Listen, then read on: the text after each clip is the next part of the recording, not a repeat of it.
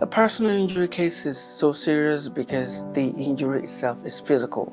It's something that affects your whole being. And we all know that even a simple toothache can destabilize your whole day or your whole life. You need an attorney when you get involved in either in an accident or you got injured because you need someone who will be the one to advocate for you. You will be blindsided by the insurance company because all their bottom line is to save their company money, and you wouldn't even know what your case is worth. I have personally been involved in 3 auto accidents. In one of them, I thought I was going to die. So I know what it feels like to go through the trauma of injuries, accident, and pain. So we represent our client coming from that angle. We treat them as individuals, not just a number, not just a commodity. We walk with them through their journey of pain, recovery, justice, and restoration. If you've been injured in an accident and you need a good attorney to represent you, you need to call the Olawale law firm. We understand you. We'll walk with you through your pain and we'll get you the fair compensation that you need.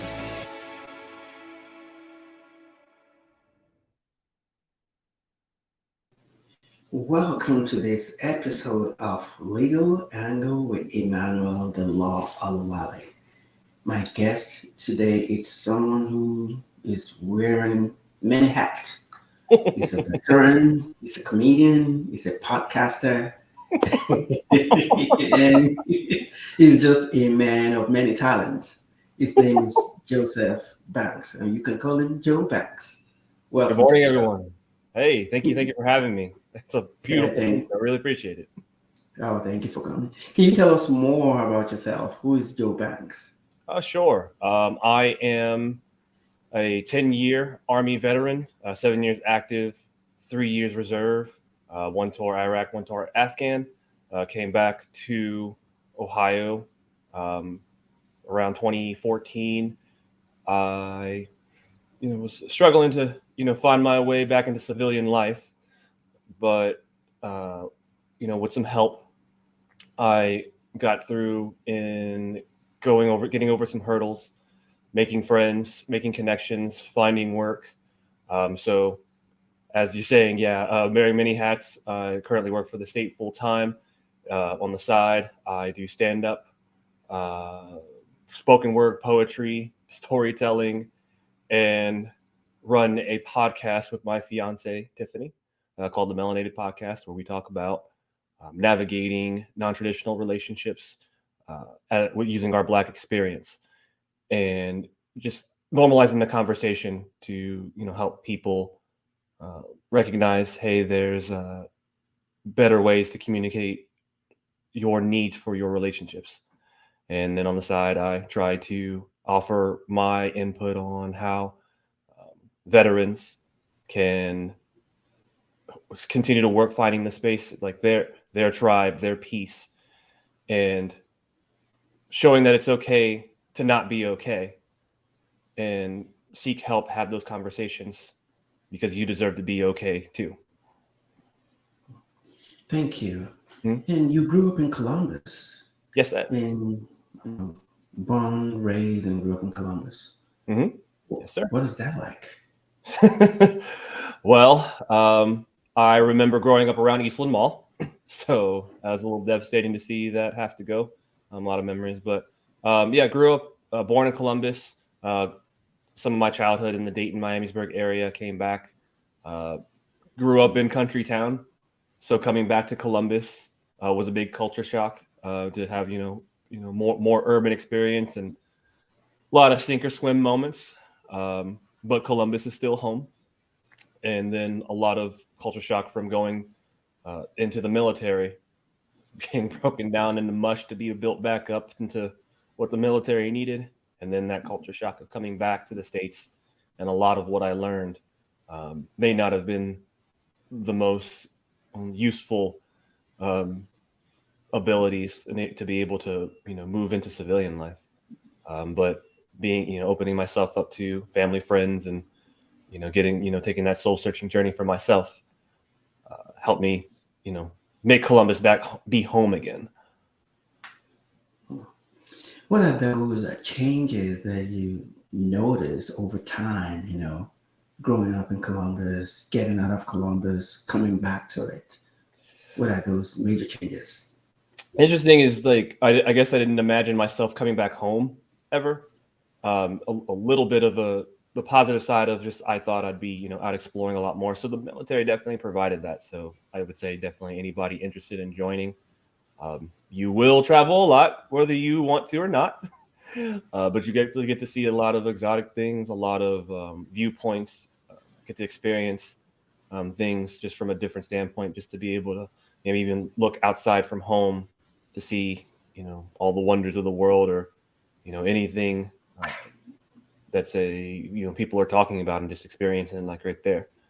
Uh, the darker side of it, I would say, is that I didn't expect for me to say come home under the circumstances that I did. Um, you know, Honorably discharged, but trying to operate in the military with family of my own, having their own concerns, and recognizing I didn't really have the best means of communicating everything I was going through. Feeling if I did, it would be punishable. There was a stigma of if you're feeling down, if you're feeling sad, you're basically crazy, and being crazy gets you in trouble. So for whatever pain you're feeling, bury it in your work, bury it into your service to your country, sacrifice yourself for it. And it's it's interesting to have be taught that mentality, to have to come back home and you thinking that that's good enough for you to progress forward, that you should be like fast tracked into being into the best jobs, into the uh, getting that recognition, that service, that expecting that parade of praise. And I had to, low key humble myself in those moments where, I thought it'd be that simple for me to come back home and be hailed, well, basically a hero, and which I was amongst, close family and friends. But there was still a lot that I needed to learn and earn in order for me, to progress. And there's just some things that the military doesn't exactly teach you, or didn't teach me, at least at the time when I was getting out. So a lot of trial by fire to get into a better place. Hmm. Yeah, let's go back to the beginning. Mm. What inspired you, or who inspired you to join the military? And how old were you? Okay, so I was 19 at the time. I had just quit my fast food job because it wasn't really going anywhere. And I had gone to a job fair, met a recruiter. Recruiter showed me the super sleek, cool action videos of the Army, and then signing up for the infantry and doing Ranger, Airborne, like super sleek, cool things to do. And if I shipped out within 3 months to basic training, I'd get a bonus of $20,000. This was 2007. So Bush was president. So the administration was doing that quick ship bonus. So that sounded real good, much better than doing the minimum wage work I was doing at the fast food place. And I know that I wasn't interested in doing school. I didn't really have a lot of confidence in doing that at the time. So military felt like the right way to bolster me up, make me strong, be a hero, and go into the military to learn how to be a hero, which transpired to wanting to protect my country and protect people that I care about. So good intentions in at the start, just as basic training, and then getting sent to different spaces would show me, hey, there's a lot of things you're not telling me, and you're just telling me to do these things without really a lot of reason. So trying to hold on to what inspired me to go to into the military, as a lot of things aren't really making sense. But we're infantry, we're grunts, we aren't there to think, we are there to do. A little frustrating. So Yeah, I can understand. And Mhm. because the process goes so fast that, by the time you go for your testing within 24, 48 hours, they already told you when to report to boot camp. You know. Oh yeah, it was it was like the June of that '07, and I was on a plane to Savannah, Georgia, in Fort Benning within 2 months. So it's like, hey, bye, mom. Mhm.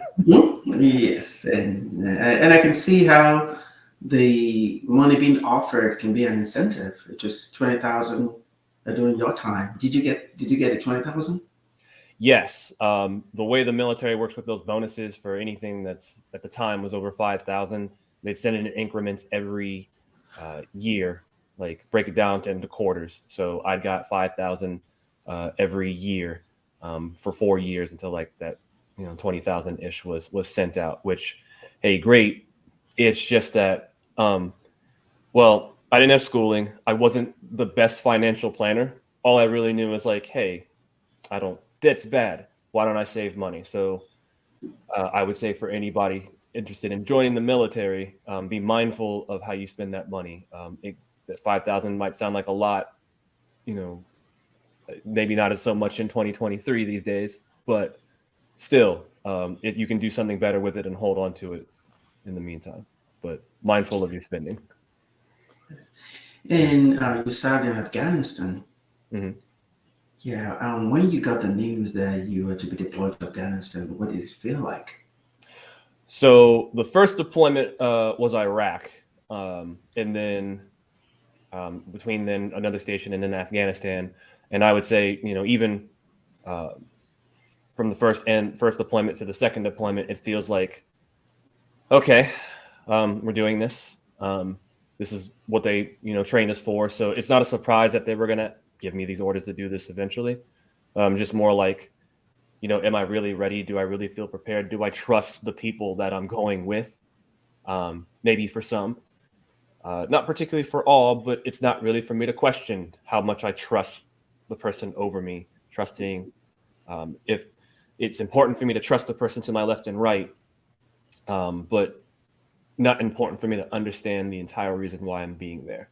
Um, I like to know the reason why I'm about to give, my life to my country. There is that sense of obedience, that duty that says like, okay, you know what, this is bigger than the sum of me and what I care about.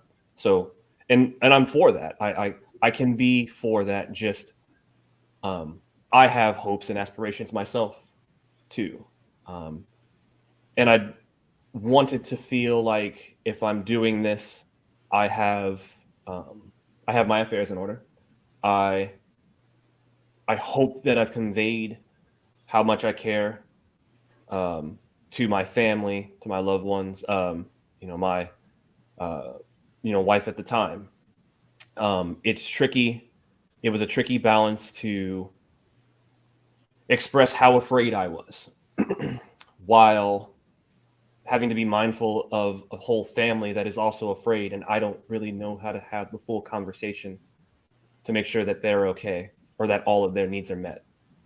There's this assumption that because I am going to war twice over, that the maybe even the movies and media might portray that like the person that I'm with will automatically know what to do in my absence. So, hey, while I'm over there in the big old sandbox, are the bills being taken care of? Are your needs being taken care of? Is the family going to be okay? Because I took over, a lot of roles, and here's this person that has to take over a lot themselves. And some people may talk about that, but they don't talk about how hard that really is. And I recognize how much I took that for granted myself. That just I'd be angry that like, well, I'm doing this. How come you just won't? Why can't you just do what I say? Which is not the healthy way to have a conversation. There has to be space to talk, to be able to talk about, respond to, acknowledge that this is scary. And the hard part about acknowledging how scared I was in these moments was that, well, if I do, well, I look weak, and weakness gets me in trouble. Weakness makes people around me make it harder to trust me to make sure that they're going to be okay while I'm over there, while we're, you know, following orders wherever we're deployed to. So what I'm hearing you say is that when you were called for the first tour, going to Iraq, and even the second one, you had this fear that it's highly likely you might not come back alive. But at the same time, you couldn't express that fear to those you're leaving behind because you don't want them to think that you're weak. And at the same time, you want to give them this false hope that everything is going to be fine. But deep down within you, you weren't that confident. Not confident, not even sure that I was capable of doing, all the orders that were, bestowed upon me. I'd even gotten to a point in, especially the first deployment to Iraq, where, hey, I don't feel I'm worth anything. I'll do whatever anybody says. I'll do whatever my superiors say, but I'm very ready to surrender my life for something else. And let it be anything. Like, let my drops of blood be the reason why somebody survives. And it felt like I was looking for death to be able to, like, my worth is based on how I die. And that was normal. Like, the pep talks for me in these missions was, hey, like, things could happen, but you've been trained to do what you need to do in these circumstances. So, we hope you come back alive, but hey, if you die, we're gonna have so many honors for you when you die that, what about me being right here? What about the need, like my needs in the moment of, hey, I need somebody to talk to while I'm in this big sandbox, while things back home are not going well. And I had to, wrestle with that the entire time while I'm on these 2-year-long deployments, just holding on to it. And that just shapes my outlook, on the military, or at least, from my military experience. And it's not until later on where I find some people to talk to comfortably, where, like, okay, this was not a healthy mindset, and I recognize where my fault is in the thinking was, and then acknowledging that, hey, this was a traumatic experience. Me coming home, great, love it. Hell, there was a time where I was like, did I even deserve to come home? And I had to really, it was even fights with family on, like, am I really home? Like, do I even really belong here? I needed to let a lot of that out.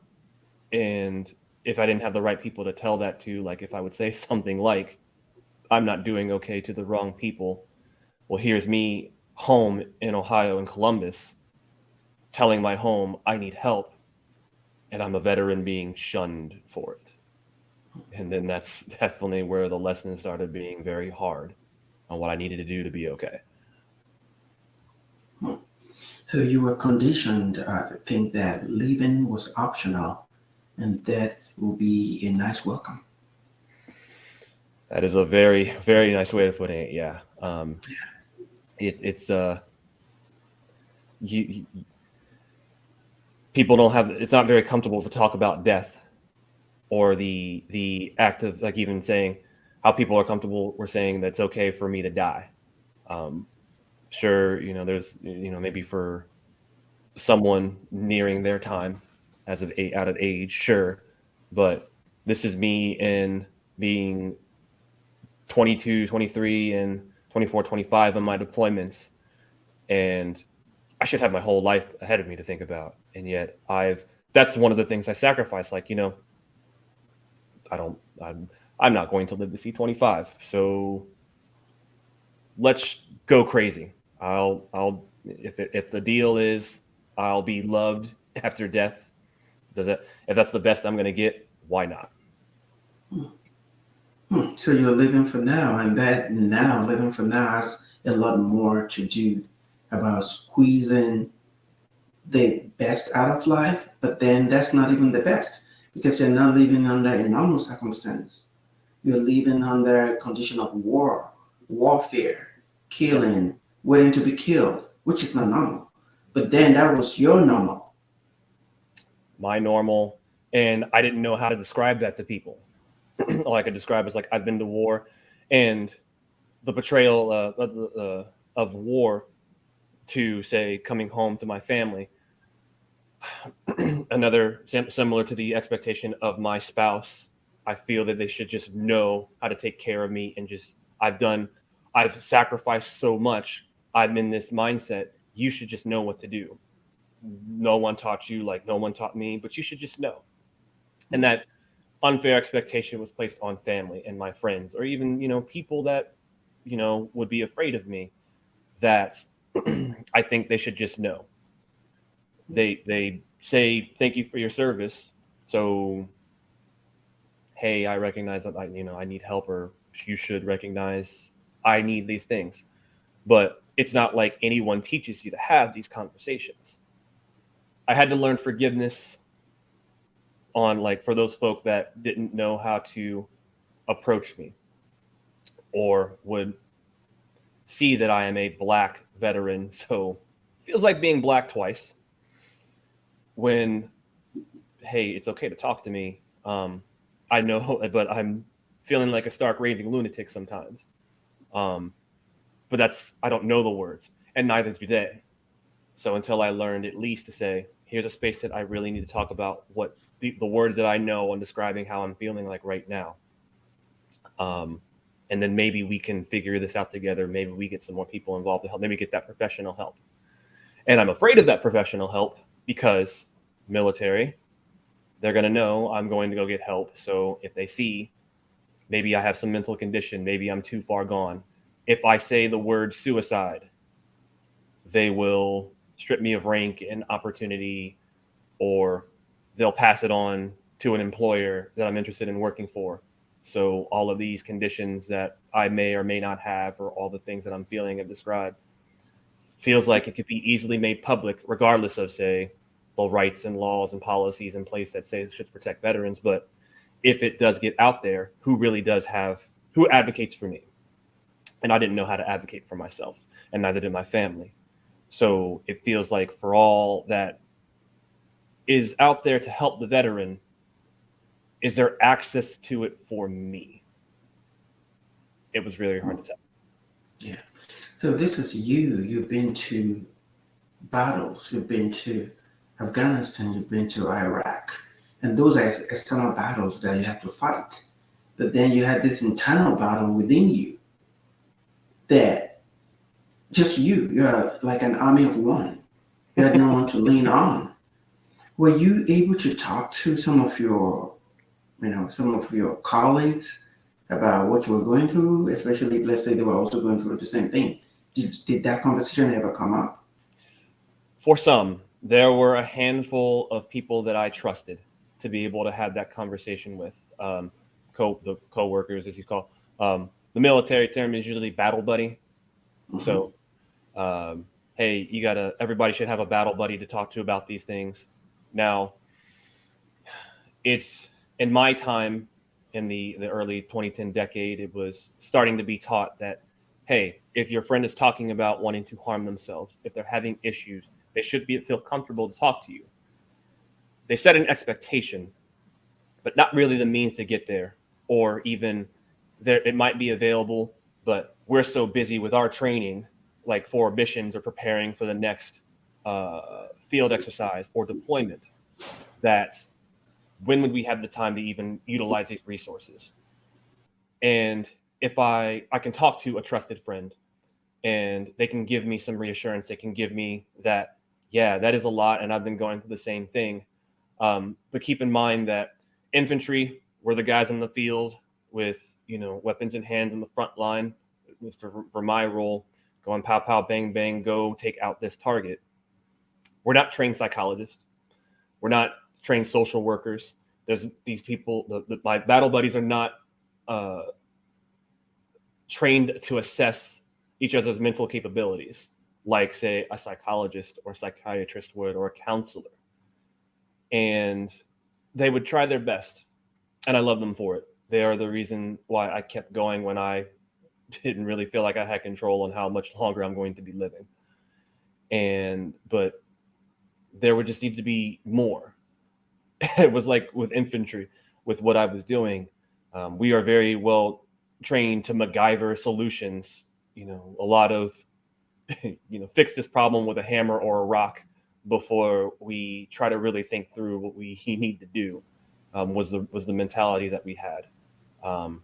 So it was nice to see that the friends, the battle buddies that I had, would try to do that. Just I needed more, and it wasn't their responsibility to do that. It was mine or my leadership to actually like point me to these resources, because this expectation of being someone that goes to college to fix these things, I'm supposed to do it immediately because they said so, and if I don't, I get in more trouble. Didn't really math very well. So, what was Iraq like for you? Iraq, I tell the story of I was seeing someone at the time. I was the poor thinking soldier who bought a car for somebody before I left that I hardly knew. So dealing with the problems of that relationship at the same time of going on these missions, going out to meet, do these co-op missions with Iraqi army and police. This was about the time when Iraq was having their first democratic elections, and the insurgency in the area was not having that. So a lot of our missions were about empowering the local national forces on being able to take care of themselves. It was a lot of a very big uphill battle, and then the occasional, hey, we're going to go out and take care of these things to protect ourselves. So seeing the combat, seeing the explosions, the battles, the loss of life, and even if you play all those video games to where like it can come over so casually, like actually being there in the moment takes a toll that sure training can talk you through, sure the people that have had more experience in this will talk you through. You would find that a lot of people that have experiences would dismiss this. Maybe that's their way of coping, but I didn't know the methods of coping with that at the time. I learned to slowly be okay with the things happening around me. The help was having the friends around me that, hey, maybe they needed help. So here's me, hey, I might not be the strongest or the fastest, but like, hey, I'm here for you right now. And for the really close friends that would there be that reciprocity in like making sure that I'm okay. Hey, let's go to the gym together. Hey, let's go eat lunch together. Hey, yeah, that was a lot that we dealt with today. It was a lot. And then, leadership that would make themselves available to talk about these experiences. Like, hey, here's what got me through. Here, I've been in this hole before. Why don't I show you how to get out of there? So I know I was really responsive to that. And as I started moving up in the ranks, I tried to be that for my soldiers too, even though I felt like this is me being responsible for soldiers myself. And even with the thoughts of like, I want to end this, it's like, well, it's not fair for my soldiers that they need to see what a good example looks like. And I can't show that weakness to them. I can't, if I expire, who's going to show them, how to be better than what I could be, what I could have been. So it was almost there of like, I'm going to survive, but like in the sense of, well, I can't, in that sense is I can't die yet. I have so much to pass on to people. As time goes on, it got a little more positive. Like, okay, no, I don't have to sacrifice like my life in this. I don't have to seek out the sacrifice. Like, let it be my choice. And I loved empowering my friends, my soldiers, my people to like, hey, there's a better way. I know like these are going like I know what leadership says. I'm here for you, and we'll figure this out together. Stay with me. I'm staying here too. So while you were in active service, even in Iraq, which was your first tour, you were having like suicidal thoughts? Yes, I was. Yeah. I never told anybody. There's a thing with the conundrum is we are supposed to tell our peers, our leadership, if we're having those thoughts. But the response that we see if someone else does that is if they say, I feel like harming myself, they're stripped of their weapon, they're shipped off to some location for and treated like a mental disease. Um, you get sort of exiled, shunned from your unit. You the units are so prepped to work towards the mission that the idea of supporting someone who has been labeled someone that's going to harm themselves is someone that they cannot trust because, well, what if you're on guard and you hurt yourself? Well, you just left yourself vulnerable. You left the unit vulnerable on something that was trusted to you. Now it's your fault. Get out of here. You are a leper. Get away from here. So I would tell somebody I'm down, but I wouldn't say something like I feel like I'm thinking of harming myself because I don't want to be the leper. I already feel shunned. I already feel outcasted anyway. Like I I need more, but this is the crumbs that I can get to kind of keep myself alive. Um, and yeah, not healthy, but this was survival. This was war. It was survival. I'll take what I can to keep on going. While that internal battle in the same breath is where is somewhere where I can get that glory at the cost of my life. It's an invisible battleground. And having been to Iraq, you survived it, you came back home, then you went back to Afghanistan. Does the fact that you've been on a tour before helped with the second tour, or it made no difference? It prepared me to know, hey, like I can survive a war. There's proof of that. Um, there's a better way I can go about it. Um, this one was the second tour, so the Afghan tour felt like one where okay, I have a committed partner back home waiting for me to help me out with this. Um, what I did not have the experience in was really prepping her for uh, all the things that entail while I'm away. Um, Not just like the logistical stuff like bills and food and taking care of people, but like being able like what we can call each other, but are we having all the correct conversations? Are you okay? Is something wrong? Is something too hard? Is there anything that I can do that we can do for each other? It just felt like a precedence that like I am the most important person. This relationship is equal, but I am the one person because my life is literally on the line right now. And it's real easy to fall into that narrative until my spouse needs help that I don't, I'm countries, continents away, prevented from helping her. And she's got to figure it out on her own.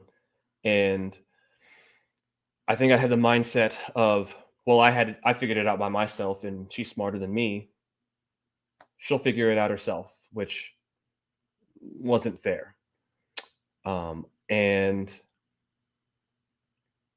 it was tricky to similar to the soldier, the spouse is actually seeking out help. There's a little bit of that leper feeling too. There are organizations, for spouses of deployed soldiers or soldiers in units that can come together and talk. But still, if you're talking about, well, I'm down, are you really going to get that help? But I felt prepared for. I, I had a lot more time to prepare. That like, okay, I'm going on this other war. I'm getting my affairs in order. I am mustering the courage. I am internalizing how much time this is going to take. I'm internalizing if I have to stay there longer. And this is me in more of a leadership role, so I have some more responsibilities as far as the people I'm taking care of, a lot more responsibilities as relaying information to and from lower and higher echelons. Being someone that has to be a rock for when the bombs go off. And I remember, like, I have my orders, and I was with leadership that, some was really great, others not so much.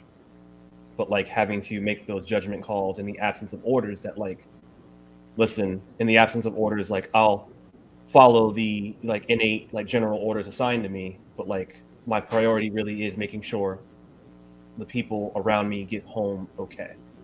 So try to keep those healthier mindsets, just still hard to maintain because, well, I'm still going on to my internal struggles. I'm just better equipped to hold them when I really should have been working them out.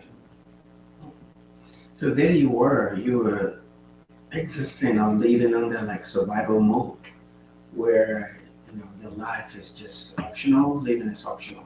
You're dealing with someone who is across the ocean, living a normal life, who's not in survival mode.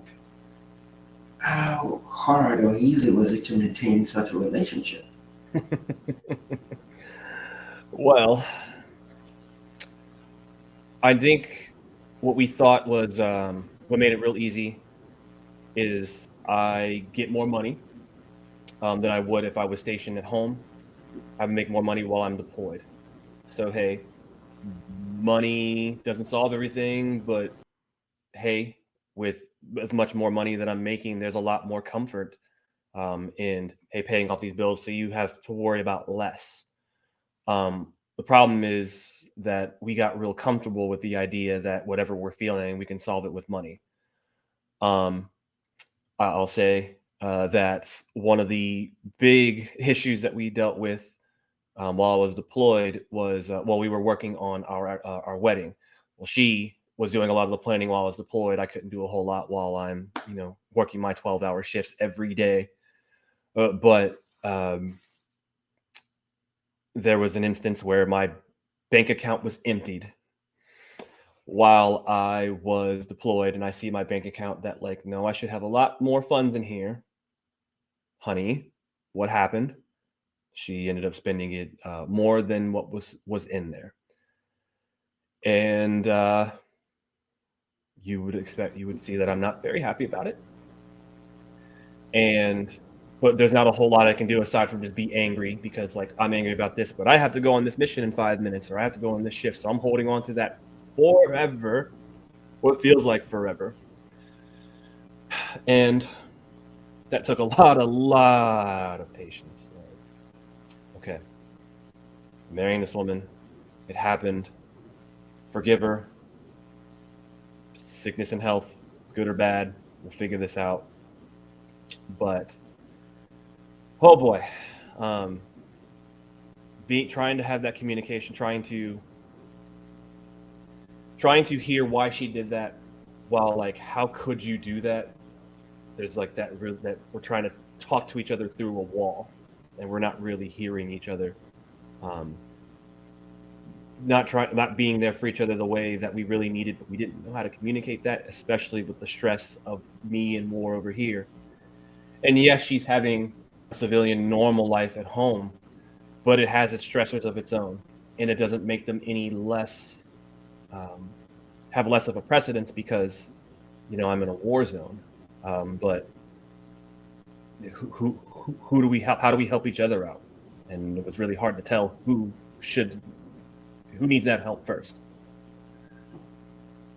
Yeah, you were both speaking English, but you're speaking different dialects. Yes. Because you're living two different realities. Yeah. Even the overspending itself was a cry for help. Yeah. That's how I had to process it. Okay, you need some help. I am mad. I'm mad at you. I still love you. Okay. Part of the whole me being a soldier is me needing to be a responsible husband, and that this is a problem that came up and I can't run away from it. but I need her with me in figuring out how to take care of this. Um, but it's not like there's couples counseling while I'm away. Um, Not to mention that part of the motivation of her doing that spending was a passing in the family, that I was able to go home to, but I was ordered to come back. So when she was not okay, I had to leave and I had no choice. So that was a lot to have to deal with. And I felt very guilty on that. And I think that made it a little easier to say, okay, I see the root of the connections of why you did what you did. We'll try to work it out, but I don't have the tools or resources to do it. I got married, not really understanding how marriage entirely works. Again, infantry, I know how to take on an objective. They don't teach you to do your taxes.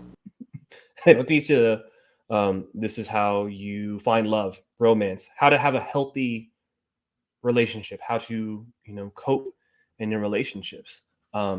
There's just some things that you thought the military would cover, the things that you thought you would learn as a civilian, but it's not really that simple.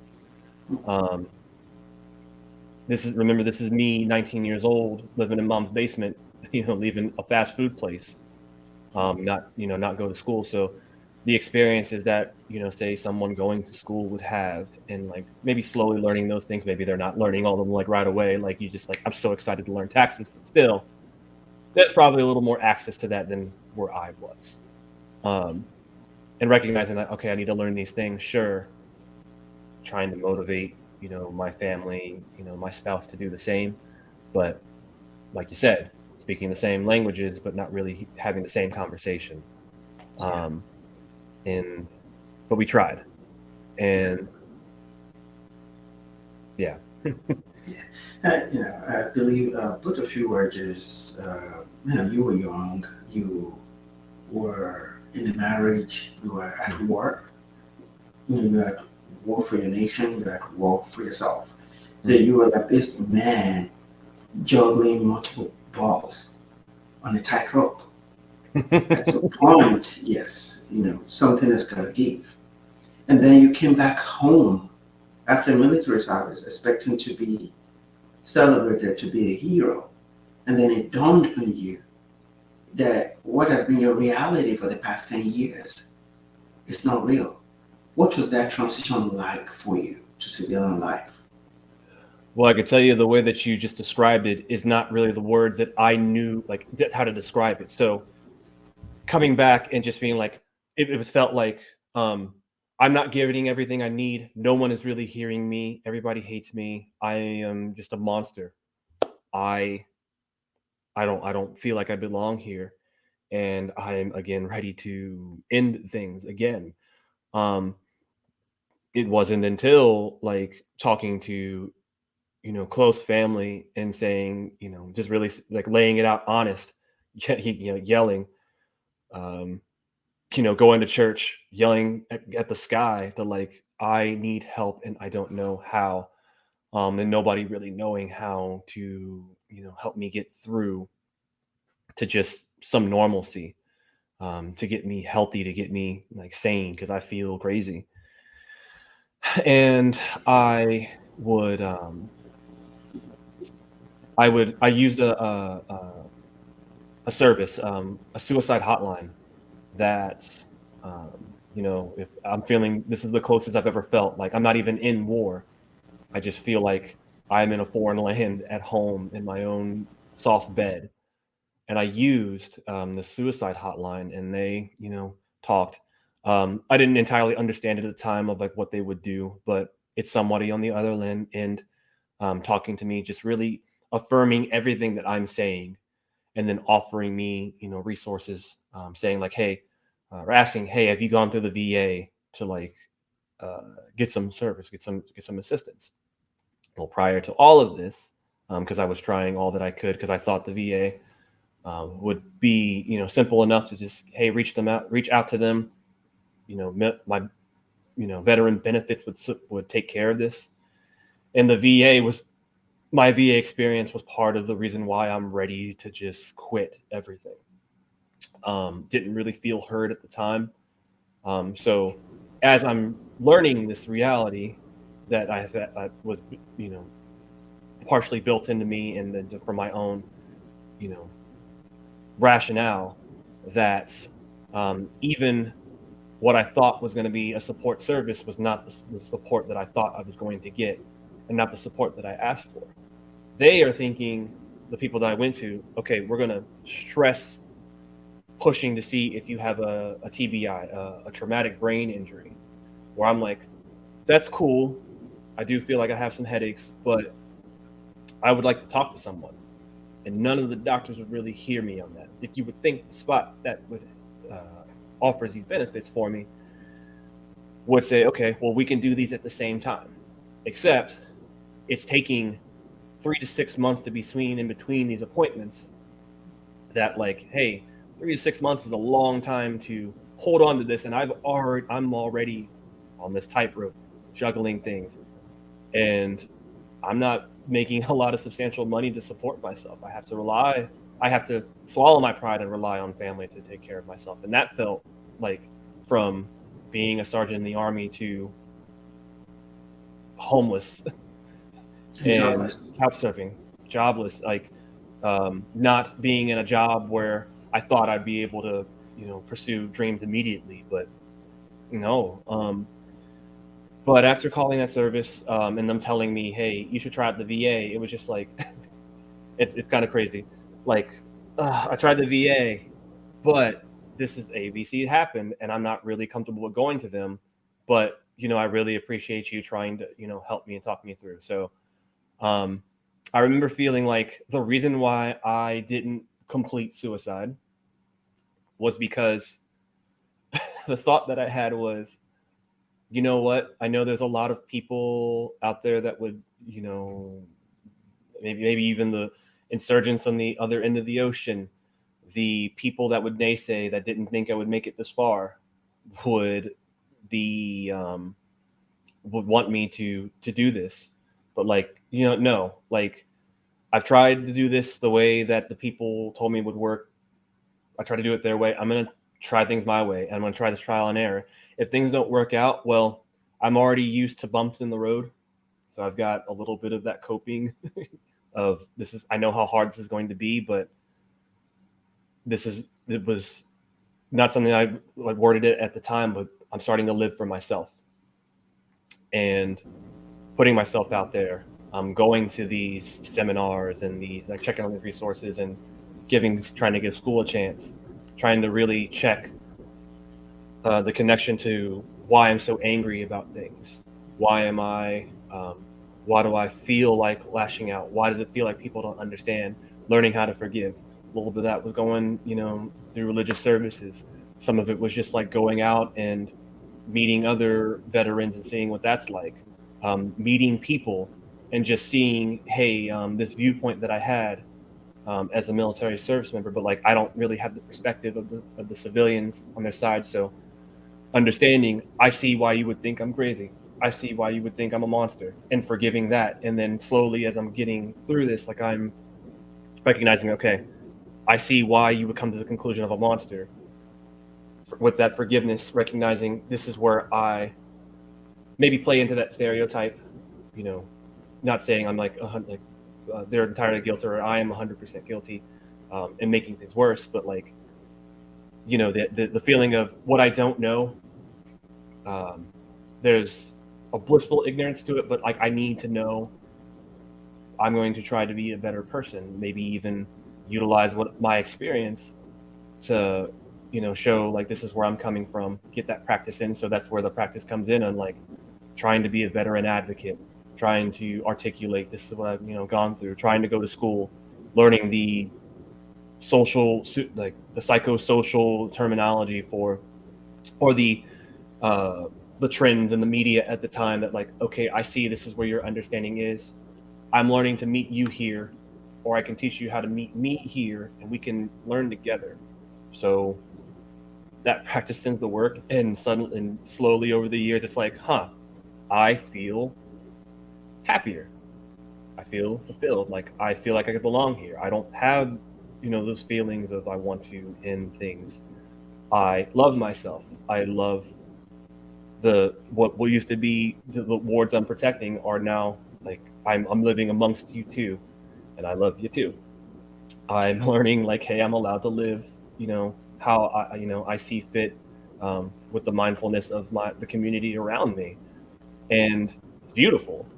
Like, and this isn't to say that if I didn't join the army, like I wouldn't be feeling this bad, or like the military is, entirely bad. I had a few bad experiences, a lot of bad experiences that I'm, still continuously coping with. But I recognize over time that it's become normalized to have the conversation on, hey, these things happen, and I try not to say don't join the military. I say if you're going into the military, keep these things in mind. You gotta do ABC to kind of keep to look out for yourself, advocate for yourself the entire time, because I know that they're going to condition you to be, all that you can be. They're going to have their methods, but you are still you. You still deserve to come home, even when you feel that you don't.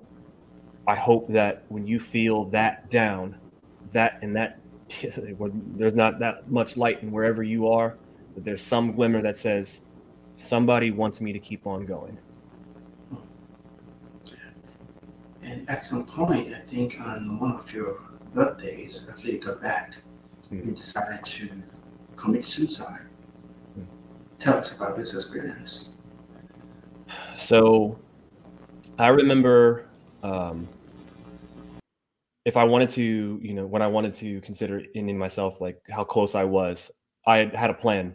They teach you is that you start off with, the thoughts. I want to do it. The more you think about it, it starts to evolve into having a plan, how you would do it. Your patterns start to change. You have ideas of, with this plan, this is how people may react. So where you want to do it. I know for me that my plan was a little similar to when I was in Iraq, where I was sort of looking for some means to say sacrifice myself to where I am going out in some kind of ball of glory. And I was trying to look for it in that way, where find some kind of trouble in the city to throw myself in, and if I die, well, then I have shown my worth. Not the healthiest thought, of course, but it started to, transcend into, okay, no, I'm gonna try some things, feel better from what I'm learning from the friends that I am making, and like this seems like a healthy thing to do. Can I learn off of them? Would you mind, like, learning to not look like an idiot asking questions? Not being afraid of seeking a therapist. And that was hard too, because at that time, at my time, they wouldn't really teach so much about it's okay to shop around for a therapist, one that really works for you. And it can be a little tricky to find one that matches your needs or experience. So here's me, a veteran, a Black veteran, in the field of finding another Black male veteran. That expertise is very tricky. So also found that I was very comfortable talking to Black women, in finding some someone to talk to. But it does have that you have those defeated moments where it's like the person that you did find, that you worked so hard for, had to wait for a month to actually make that appointment. It was it didn't really work out, and it felt like, okay, do I want to keep trying? Do I want to dust myself off, or want to say like, nope, this is proof that this isn't working? So talking to other friends, saying like, keep trying, like you're gonna find somebody, and I did. And showed me some ways of coping, some ways of some paths to take, some encouragement, some life coaching, if you will, on here's some things you can try out to get yourself into a better position. and that it's not crazy that you had those thoughts, but here's some ways to really work through these angry, these vengeful, these defeated thoughts. Um, Normalizing that it happens, that even people on the civilian side have them. They may not have the experience that you had, like in wartime, or these relationships that you had during wartime. But hey, you Joe and you veteran have all the right to be able to seek help, to be okay, and it's okay for you to not be okay. No judgment here. And when nothing goes out past, then everything you're telling us, so we're not going to use this against you when you're out going to these places. And hell, we thrive making sure that you are awarded the opportunity to at least try to be the best you can be, coming back. You deserve to heal, you deserve space. And it took some years to be able to be like, you know what? Yeah, I do. Yeah, at that moment when you decided not to go through with it, what was on your mind and what made you change your mind? Just that was I don't want to do it. I don't want to give my enemies the satisfaction. Was what it was, the start. Then it evolved to, I have some worth, and I want to be able to, I've always wanted to be that hero. And sometimes being being a hero is not just, throwing myself into, the line of fire and danger. It's, hey, having the courage to say, hey, I'm not okay and I need some help. So then I wanted to use my experience. Like that was my motivation to, hey, I have a story to tell, and I want to be able to tell it, articulate it in a way that people that need help might understand, or show them that it's okay to to not be okay, to have the courage to talk to somebody and learn some like healthy ways of communicating. That like, wait, I can learn some better, tactics, some better, skills. Like, it doesn't have to take just, going to school. It's actually getting that life experience and actually having myself among people to learn how to readjust to society, to find my, like, in pursuit of my own happiness, I get to help other people out too. And then that evolved to, I love doing what I do. I love that adventure. I love exploring new things. I love learning to be exactly who I am, and then learning that as I'm being who I am, I have the space to learn even more about myself. So I'm outside of that survival brain and more of, this is what living feels like. It feels pretty good. I'd like to share that with folk. So you found a purpose to live. You found a reason, and you stopped thinking that for you to matter, you had to die. Before that, your purpose was to die, to be a hero, to be a martyr. Then you found a purpose to live, to encourage others to live. And that's how you were able to overcome that feeling of ending it all. That's right. Yeah. And most, I was gonna say it took a lot of taking taking myself down a peg from being someone in a leadership position and having to be somewhat of a student for so long. Of like, I am learning things as I go. So yes, I was someone that had this leadership role, but like, I am someone that is in need of teaching. Humble myself in like accepting this information, and then I'll take that information, like pass it on to try to move myself up in the world, to be able to pass out as much as I can to help out my community. in most instances, even for people who are going through this kind of suicidal ideation, either in civilian life or someone who's an ex-military or even in active service, people around them, friends, family members, in situations where they decide to go through with it, there's that guilt that the people around them feel. Like maybe there's something they could have done to prevent it. What do you have to say to family members, friends, of people who have lost loved ones, feeling that guilt, or who are going through that right now? That's a great question. Is there anything they could have done in your situation that could have, if let's say you decided to go through it? Is there anything anyone could have done? Yeah, I definitely understand that guilt of I should have done this in the past, and maybe this person would have still be with us if had I just done that. That's grief. Grief is normal.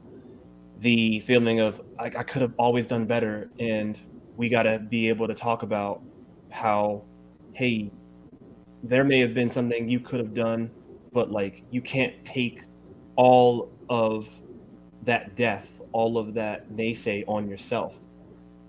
Talk that out. I would tell what I would tell people going through something similar of you've got a loved one in your life, a veteran struggling, or a loved one who has lost their veteran in their life, that, hey, here, especially here this episode, but just here, through my experience, what I wished of my family um, was that uh, we're gonna rant, we're gonna yell, scream, and it's gonna not feel like a normal conversation, but you have to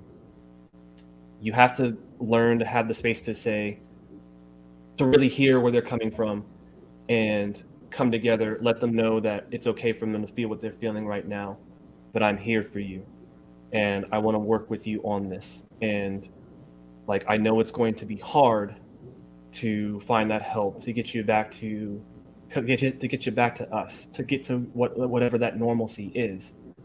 But you gotta love them, even if it's hard for them to love themselves. I would say that careful with the labeling of the you got PTSD automatically. Oh, you came back from war though. That person's touched. That person's crazy. It's very easy to get into that trope. Very easy to label something where you haven't really had the experience and understanding of how to handle that. Here is what it looks like to have an open conversation, with you, Emmanuel, of, hey, like these are the things to look out for, and this is common. Here's where you can take folks to. You can try again with that VA. Just have an advocate. Um, Go to these state, city, government funded services. Go to these peer counselings. Goes to these substance abuse. If you felt, have you gone into that stupor, and don't shame the person that's grieving. Don't shame the veteran going through these things. That acknowledge the responsibility that they need to take in getting themselves that help. But it's normal when family needs help. There's no shame in that. So if you don't have to know all the crazy techniques. Just, hey, you are having trouble. We're here. What do you need? What are we not hearing? Teach us. Teach us the language that you're teaching me right now, and we'll learn. We will learn for you. We're going to do this together and get you through this. Thank you. You turned your pain to purpose, and you came full circle. And that was life being since you made that decision to leave instead of trying to live to die. Well, I'd like to say that this still hasn't been easy, but where I am in my life, I'm very happy, just because I decided to live with that intent. So after having the space to say, like, I'm going to work on these things, so I got to do the things that people complain about in civilian life, like dating, or the family that, hey, the vet, maybe there's not a big precedence on recognizing that I'm a veteran and I need like that much more help, but like actually living and making these connections, making these friends.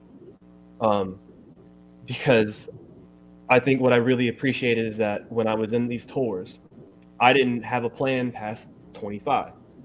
I didn't know I was going to go to school. I didn't know what I wanted to, be outside of, say, if I'm going to live this long, well, I'm going to do something where on the state side where I do the same thing.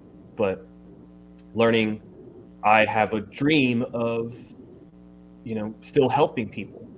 And then even learning that helping people is not just throwing my body in the way, it's using my voice, really feeling out,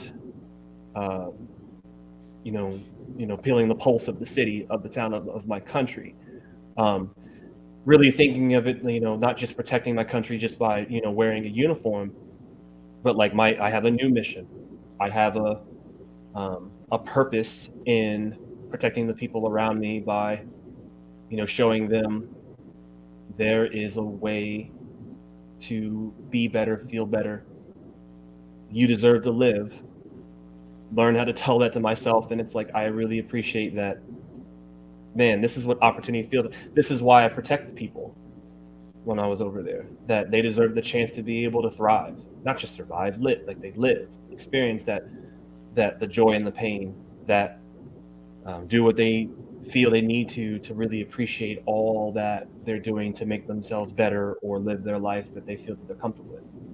And there's just something serendipitous, is the word about that, very poetic of, hey, I've been on both sides. I've been here before. Now I'm that person. I've been here before. Let me show you how to get out of there. I'm happy. And it took a long time for me to really believe in saying that. So here I am on podcast out there trying to sling jokes, trying to get myself in the city. Might run for an office one day. Who knows? Getting promoted in the full-time job. I am happy. So may my story, my example, be something that anyone can use as a means to get themselves out of that hole. Maybe. And how can people reach out to you? How can they contact you? Sure. You can find me, Joe Banks, on Facebook. You may find me, Joe Banks, on Instagram. You may find me and my fiance on our platform, Melanated. Again, our platform talks about navigating non-traditional relationships with our Black experience, which includes, even the most the non-traditional things that are hard to talk about. You can find us on Melanated on Facebook and IG. You can also email me on at melanated@dimplebrow.com with any questions you have as far as veteran, anything that has to do with how you'd like to have your relationship. If you want to listen to our podcast on SoundCloud, again, it's a Melanated podcast. We have a few episodes on there. We're here for you. Let us know how we can help you guys out. We're here to listen to that community, and I'm here to help too. Thank you. And what does it mean to you to come on this show, Legal Angle, to share your story? It means a lot. I come from military where I felt stifled and silenced in being able to talk about all these feelings. But Emmanuel, I really appreciate you allowing me the space to talk about what I've been through. I know it's not the most glamorous conversation, but it's a necessary conversation to have as an example to show this is what really is happening, or is my story as an example of what is happening behind the scenes, in the military, that it is still honorable to want to join. Just if you decide you want to join, prepare yourself. I recognize like what I should have done now, what I could have done better, but recognizing that, hey, here I am now, so moving forward. So I appreciate the space to be able to talk about, what I'm going through for, this.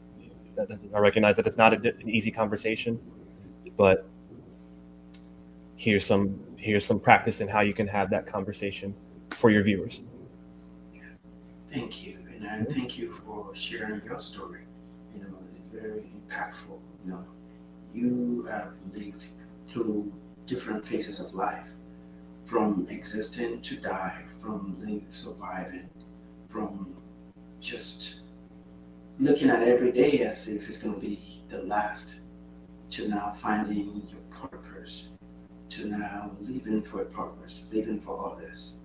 Thank you for your service, and thank you for coming on to Legal Angle to share that story, to educate others, so that when they are in where you were, they know what to do, who to reach out to, and to find out. Thank you. Thank you, Emmanuel, for having me. Thank you. And for those of you who are either watching us at home or listening to this on your phone, computer, as a podcast, we thank you for your time. And until next time, stay safe. Bye for now. Bye, everyone.